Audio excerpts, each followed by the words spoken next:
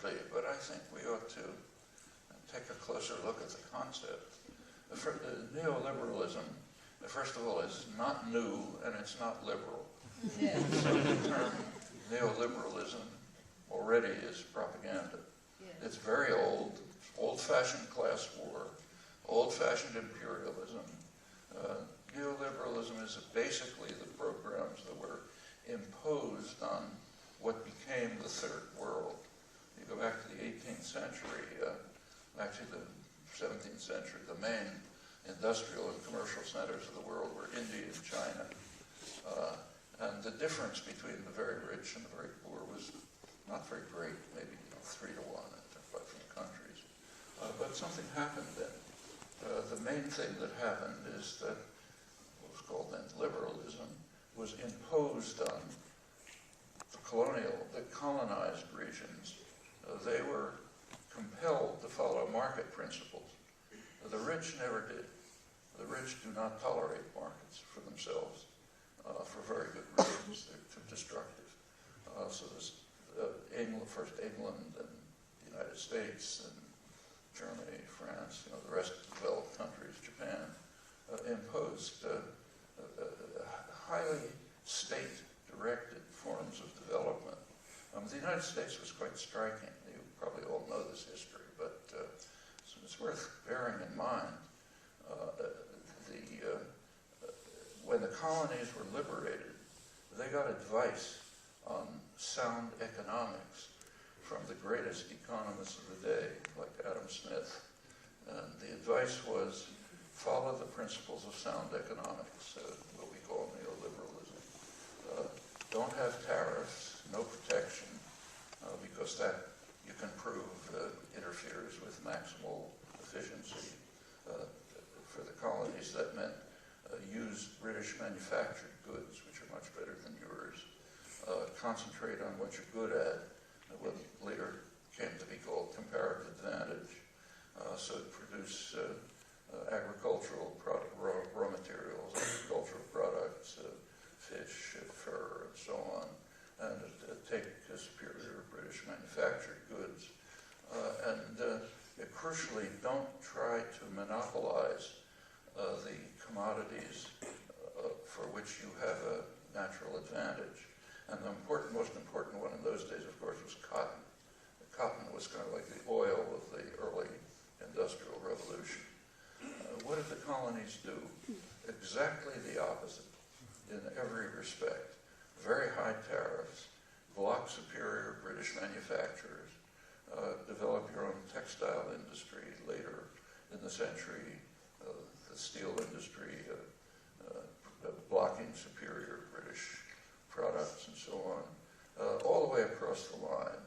A massive state intervention in the economy, the railroads, the conquest of the territory, extermination of the population, conquest of half of Mexico, slavery, which is the most extreme interference with market principles you can think of, monopoly, strong efforts to monopolize cotton. The Mexican War was fought largely to try to, and the annexation of Texas, to try to obtain a monopoly of cotton.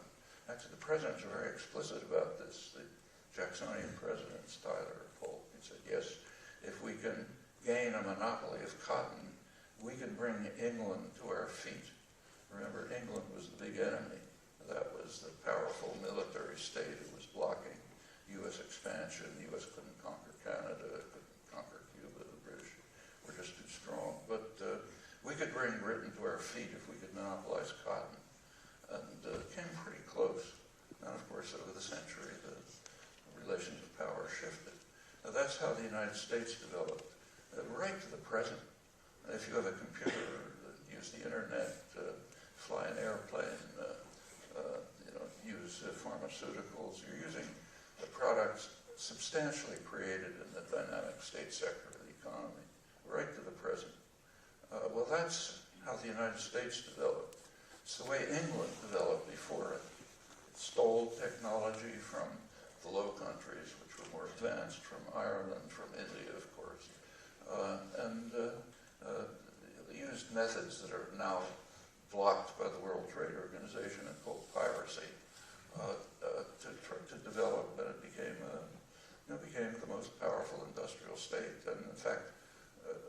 essentially without exception. I mean, there's city-states like Hong Kong are minor exceptions, but this is the pattern of development of the rich societies.